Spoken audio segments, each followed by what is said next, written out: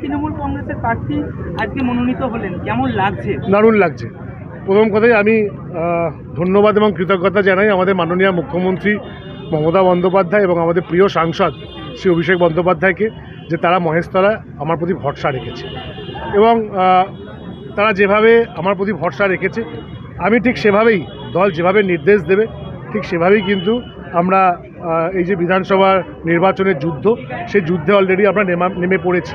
Already 1 ঘন্টাও এখনও হয়নি, নাম ডিক্লেয়ার হয়েছে।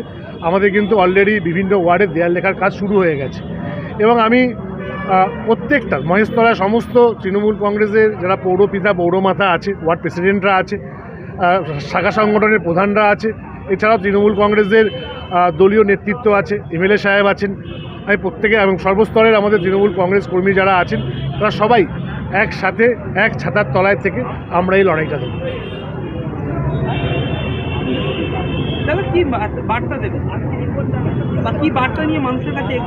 আমাদের একটাই বার্তা, আমরা উন্নয়ন করেছি। 365x24 আমরা মানুষের সঙ্গে ছিলাম, আছি এবং থাকব। আমরা কোনো প্রতিশ্রুতি দেওয়ার মতন নয়, আমরা কাজ করেছি। যারা কাজ করেনি তারা প্রতিশ্রুতি দেবে, আর আমরা কাজ করেছি এবং আমাদের প্রতিশ্রুতি দেওয়ার কিছু নেই। মানুষ যেটা বলবে, মানুষের জন্য কাজ করেছি, আগামী দিনেও মানুষ যেটা বলবে আমরা সেই কাজটাই মানুষের জন্য করব।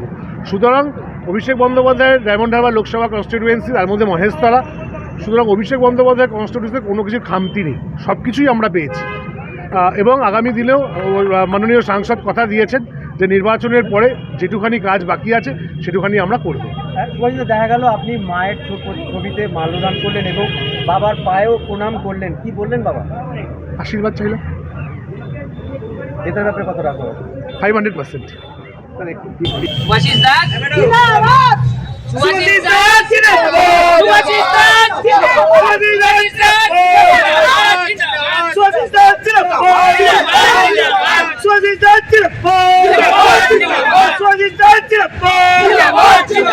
তোমার নেতা আমার নেতা